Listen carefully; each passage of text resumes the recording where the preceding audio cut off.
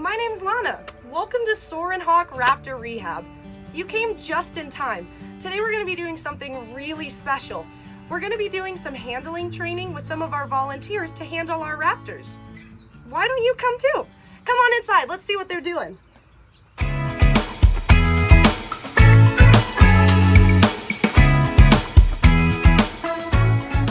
Soarin Hawk opened in 1993 with our monitoring program for the peregrine falcons that live in downtown Fort Wayne.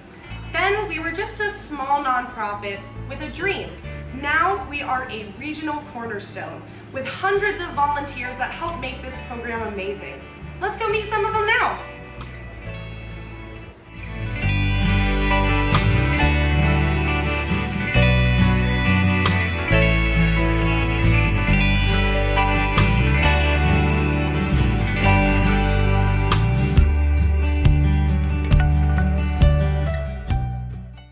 So what's your name? I'm Ann. And then who do you have? And I have Indi, and she's a barred owl. Okay. Sometimes people mix up barred and barn. Yes. Would you like to explain the difference? Yes. So a barred owl is the second most common owl in the Midwest. And so they're very plentiful. And as you can see, she would be quite camouflaged next to a tree. And she has very large eyes, dark eyes. And a barn owl you don't see very often, and they're actually endangered in the Midwest. They live all over the world, every continent except for Antarctica. Wow. But they're endangered in the Midwest because they're losing habitat. So that's what's happening. But this little girl, she's named Indi because the Indiana Department of Transportation found her in the median on I-69. Oh. And we think she was already about blind. She had lesions in her left eye when they found her. And we named her Indi because we thought that sounded better than Indi. So, Yeah. so she came to us around 2016. And she is female because she has laid eggs several times, and she'll make a little depression on the floor of her mew. Oh. And she'll sit there she sat there for 6 weeks one time waiting. Wow. But they were sterile, so they didn't ever hatch. But a couple of times we had some rescues come in, little baby barred owls, and we gave them to her, and she raised them as if they were her own. Good job, Mama. I know, she's a great mama. And then the last time it happened, we let Indi and Peabody raise them together. We moved them into a bigger mew in the rehab building.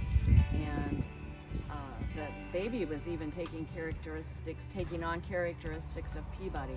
Because Peabody likes to charge out on this ramp when you go in there. She's not a charger.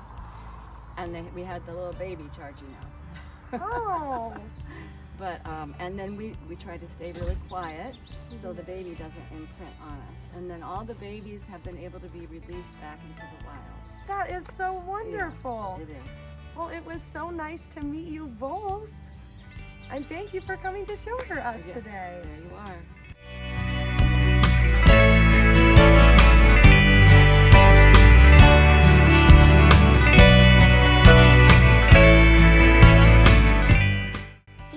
American custom. She. Yes. She's a little rough on her tail feathers right now. So that's not quite what they look like. But they're very common birds. They're the ones that you'll see sitting on telephone poles, and they kind of bob like this. And they're very distinguishable by their black stripes on their side of their face. So they're about the size of robins, but you can tell them by that bob and also their coloring. Obviously, they don't have the red chest like the robins do, but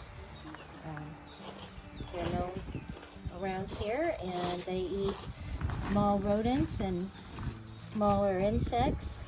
They will go after smaller birds. Wow. And she's mostly on the brown side. Our male who we have. He'll be mostly blue, kind of the same color as her head. And that's how you can tell the two if they're a male or a female. Wow, and you are just so pretty. She's been with us for quite a while. She's a very good educational bird. A lot of times when we go in her mew, she'll hop on your foot. When she could fly a little better, because her tail's not able to control that right now, she'd even land up on your head or wherever she felt that she could get.